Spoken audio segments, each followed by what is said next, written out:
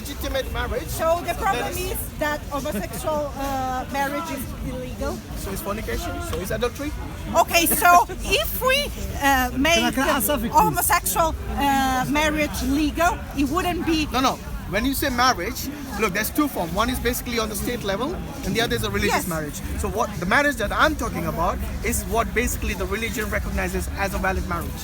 Okay, so, and why? If you're talking about religion, then you have to come from the angle of religion, not from the angle of Okay. state legislated But what is wrong? relationship. What is wrong with two women together or two men together? Well, what is wrong? If I believe that God created Adam and Eve, not Adam and Steve, then this is what, if God has told us, look, there are certain things God has told us. For example, Don't you believe in love? Do you believe in love? yes, of Okay, course. so by that Okay. standard, what's wrong with a mother and a son having a relationship, a sexual relationship? No, that's a excuse good me. point. I haven't. Incest. Sorry, It's I'm saying incest. by that same standard, you wouldn't deem it to be wrong for a mother and her son to have a loving relationship because Incest. He's talking about incest. No, okay. No, it's okay. Well, I'm talking about now because one step. Yeah. Let me clear to you. What are the criteria we are utilizing? We are utilizing.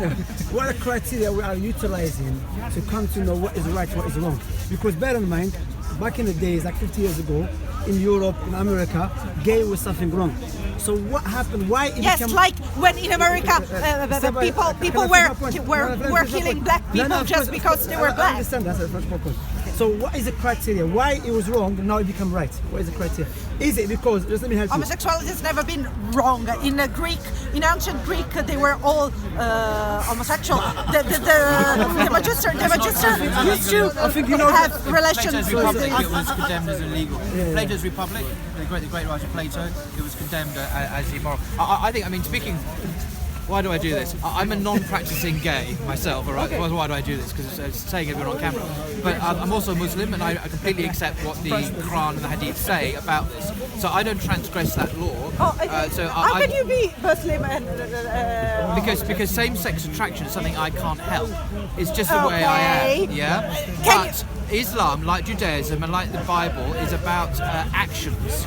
So what's prohibited is the action, whether it be sodomy or adultery or fornication or pedophilia you're or whatever. going against your nature because your religion states so. Do you know, if I was a heterosexual man who really liked sleeping with young girls, I'd be going against my nature too if I had to say, no, I can't. Because there's something more important than my desires, and that is God's rights over me, okay, as my creator. And I see it as part of life's test. It's part of the trial that for me, I'm not saying for anyone else, I have to undergo to please God. Because I'm only here for a few brief years. My eternity is with God in the Akira, in the afterlife.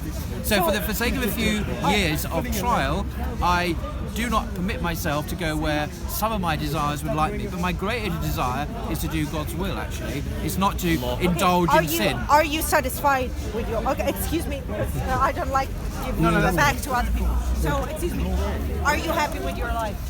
I'm happy with bits of it, I'm not happy with other bits. I'm not going to tell you the bits I'm not happy with because there's always room for improvement, for me. Lots of room for improvement. But I'm quite clear on what the Quran says and what Jesus taught in the Gospels, what Moses taught, that sexual intimacy is only for heterosexual marriage. And I've always believed that. When I was a Christian, because I was a Muslim, I accepted that. You were Christian and then you changed... Yeah, so I was a practicing Christian. How did it happen? Well, that's a different subject. Okay. No. Just because if so, when you question, What I want to be absolutely clear is that Islam doesn't condemn gays. What the Sharia is about is actions, right? It doesn't condemn people; it condemns actions. So it's haram to commit adultery, fornication, homosexual acts, bestiality, you name it, is all haram. Yeah. But and this is the good news about Islam. The good news is that God is merciful, and that if you turn to Him in repentance, you are not gonna find the love of your life in this life. I am. There are lots of people I love. Yeah, I know, but mother? you know, My mother? If you want to get personal, yeah, I love my mother and my father, and I actually have three sisters. I say three because that's another story. 3 sisters, and in a kind of way, I love you too, but maybe not in the way I love other people. But anyway, the point is, there's different kinds of love. There's agape, there's eros, there's philios in Greek. There's different terms for different things. I think you made a really important point about the desires. basically shouldn't be given the precedence over your the real purpose in life, which is basically to please God and please the Almighty. But That's the essence of Islam, is that it's submission of the will to God. Now, I'm not, but I may be a paedophile, I may be all sorts of terrible things, but it doesn't mean I have to express my desires, because I recognise that God in His wisdom has created me. You see, to be crude, we're all our bodies are made in particular ways, without going into details. There's a natural complementarity, a fit between male and female. For male and female. To sin is something that it comes easy to us, because this is something, our flesh is basically always more susceptible to sinning than to doing good.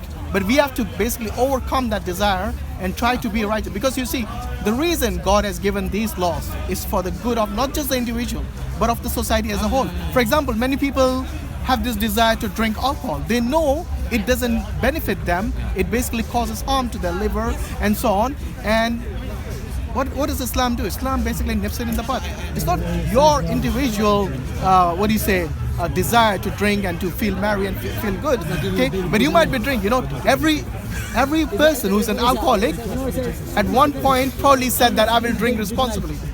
Yes, they all said that I will not get into trouble or get anyone else in trouble. But look where they ended up. Or maybe someone who was driving and then knocked into someone who's never touched alcohol before.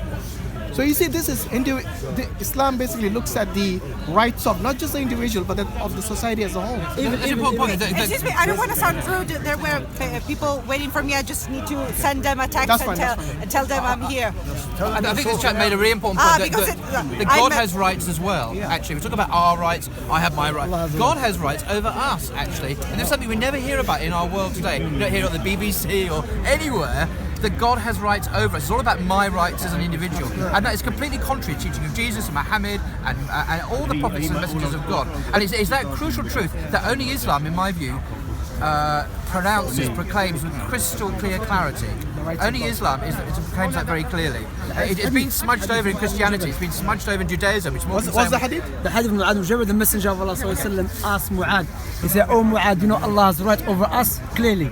He said, Allah and His Messenger knows best. He said, Allah has right over us to worship Allah and to not associate anything as a partner of Him. Likewise, we have a right over Allah subhanahu wa ta'ala. Whoever does that, Allah will not punish him.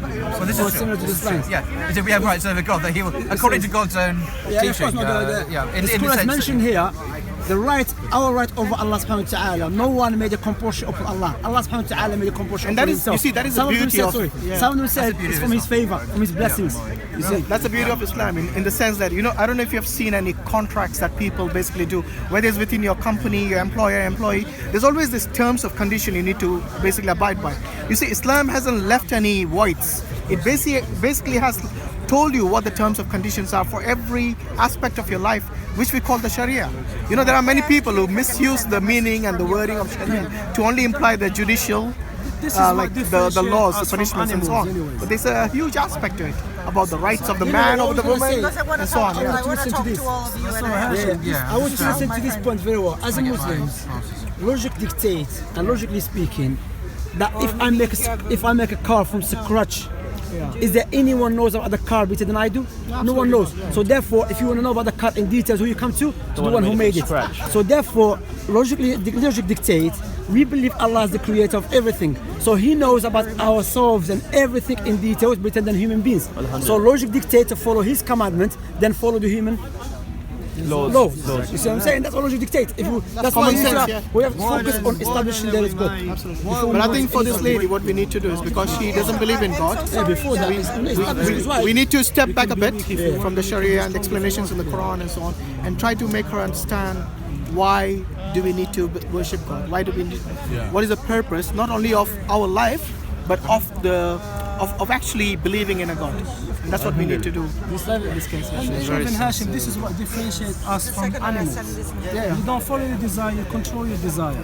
No, we spoke about that earlier. The belief in Allah, they believe that they don't know what is good. We and animals are the same. Be good for her, what would be good for me, will be good for him. You understand? So the one who doesn't have to live, Allah is open to anything. So anything. But she's saying why a woman can't love another woman. So what a paedophile, as he said, Well, they can. A daughter can love her mother. So be very careful. We're talking about just saying all love between women is wrong. Well, hang on. We're between sisters, between mother. I know. But we need to be very careful. What we're talking about here. Otherwise, we end up being loveless people who don't love anyone. Okay. You're loveless. Thank you very much. I told my friend that Because that was the only way. if she wants, It was the only way.